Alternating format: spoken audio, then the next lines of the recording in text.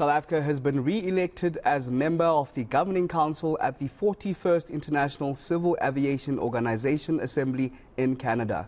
The assembly was the first sitting since the COVID-19 outbreak, where some of the focal conversations concentrated on the economic recovery of the aviation sector, environmental factors, that is, aviation safety and security working papers. Now let's discuss this further with the Deputy Minister of Transport, Sindisiwe Chikunga. Deputy Minister, thank you for joining us this evening. You are leading the transport delegation in South Africa.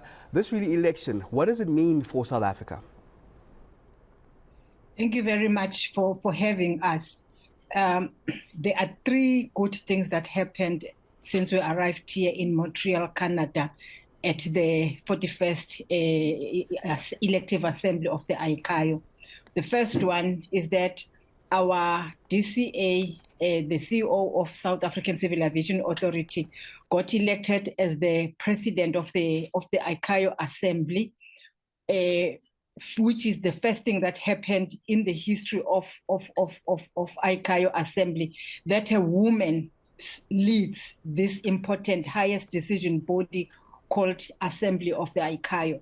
This is one thing that we celebrated as South Africa, because it actually says that the aviation sector and people and the world have a confidence on women, not only for South Africa, but for Africa, but also for the world. Those women that are in aviation sector, it's a vote of confidence towards them. So we celebrated that. The second one is when we had a meeting with US, we were audited by US for safety on the basis of the bilateral air service agreement that we have with them.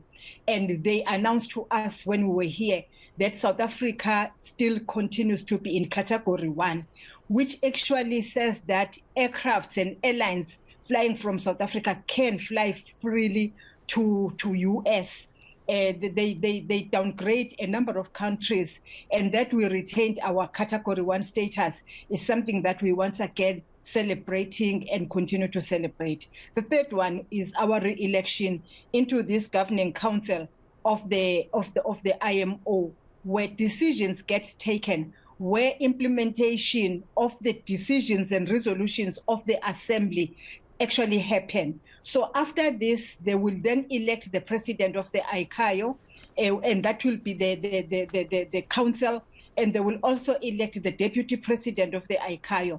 And a member from South Africa will remain here, making contribution in person into the work of the ICAO, but also in ensuring that the decisions and resolutions taken at this assembly get elected, but also influencing on how those should be implemented without leaving the developing world behind, and ensuring that the principle of ICAO, which is no country left behind, is realized and it actually gets done and implemented than it being a slogan. And that's how important it is that we get elected into the working committee, if you like, or the governing council of the ICAO, which is the council. Now, I understand we got the fourth most votes, 151, if I've got my numbers correct. Is that an indication of the world's confidence in our abilities as South Africa? And where do our aviation standards rest when compared to the rest of the world? It's a vote of confidence. And we are humbled by the number of votes that we received, because it's actually an improvement. We're very happy that we are on number 4 on part 12, on part 2 countries, which are 12. And out of 12, we actually obtained position 4.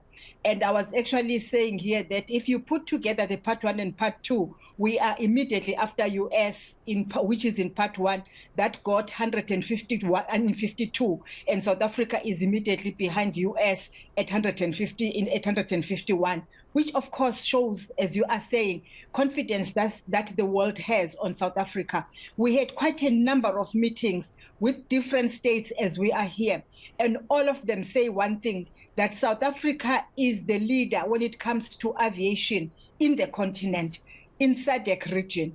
And I think all that we have to do is actually to continue to take our rightful place and ensure that the no country left behind principle gets implemented not only for South Africa but for other states, because that by itself gives us that confidence that countries have that South Africa is not only looking at itself, but it is also assisting other states in the region and in the continent in ensuring that they are not left behind. So yes, it's a vote of confidence, which we are humbled by it from the states in the countries of the world. And the voting is complete, I understand. On a high level then, Deputy Minister, what are some of the conversations that we can expect coming this week? In fact, the commissions are continuing on environmental issues, on legal issues, on technical issues, and so on and so forth. We also have our papers that we sponsored as South Africa. We supported other countries' working papers that were sponsored by those countries. We also assisted the AFCAT, which is Africa, in their working papers. So conversations and discussions are taking place. Right, decisions will be taken. Others will be compromise decisions.